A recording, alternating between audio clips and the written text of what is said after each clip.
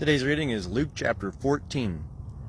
And it came to pass, when he went into the house of one of the rulers of the Pharisees on a Sabbath to eat bread, that they were watching him. And behold, there was before him a certain man that had the dropsy.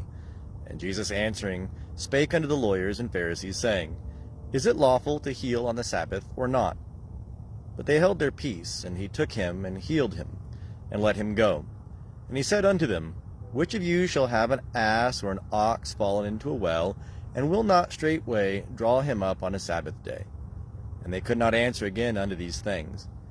And he spake a parable unto those that were bidden, when he marked how they chose out the chief seats, saying unto them, When thou art bidden of any man to a marriage feast, sit not down in the chief seat, lest haply a more honorable man than thou be bidden of him.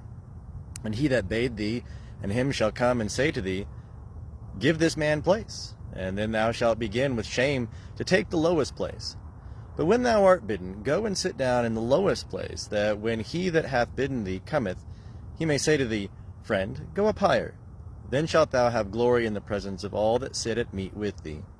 For every one that exalteth himself shall be humbled, and he that humbleth himself shall be exalted. And he said to him also that had bidden him, When thou makest a dinner or a supper, call not thy friends, nor thy brethren, nor thy kinsmen, nor rich neighbors, lest haply they also bid thee again, and a recompense be made thee. But when thou makest a feast, bid the poor, the maimed, the lame, the blind, and thou shalt be blessed, because they have not wherewith to recompense thee. For thou shalt be recompensed in the resurrection of the just. And when one of them that sat at meat with him heard these things, he said unto him, Blessed is he that shall eat bread in the kingdom of God.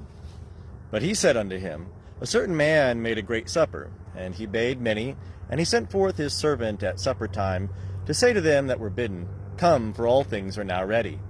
And they all with one consent began to make excuse. The first said unto him, I have bought a field, and I must needs go out and see it. I pray thee have me excused. And another said, I have bought 5 yoke of oxen, and I go to prove them. I pray thee have me excused.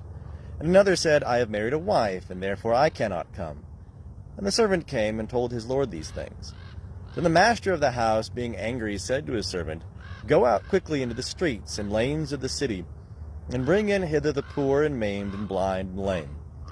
And the servant said, Lord, what thou didst command is done, and yet there is room.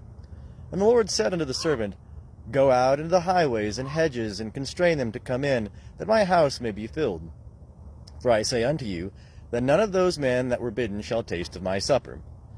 Now there went with him great multitudes, and he turned and said unto them, If any man cometh unto me, and hateth not his own father, and mother, and wife, and children, and brethren, and sisters, yea, and his own life also, he cannot be my disciple. Whosoever doth not bear his own cross, and come after me, cannot be my disciple. For which of you, desiring to build a tower, doth not first sit down and count the cost, whether he have wherewith to complete it?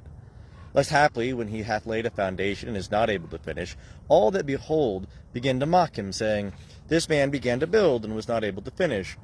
Or what king, as he goeth to encounter another king in war, will not sit down first, and take counsel whether he is able with 10,000 to meet him that cometh against him with 20,000? Or else, while the other is yet a great way off, he sendeth an ambassage, and asketh conditions of peace. So therefore whosoever he be of you that renounceth not all that he hath, cannot be my disciple. Salt therefore is good, but even if the salt have lost its savour, wherewith shall it be seasoned? It is fit neither for the land, nor for the dunghill. Men cast it out. He that hath ears to hear, let him hear.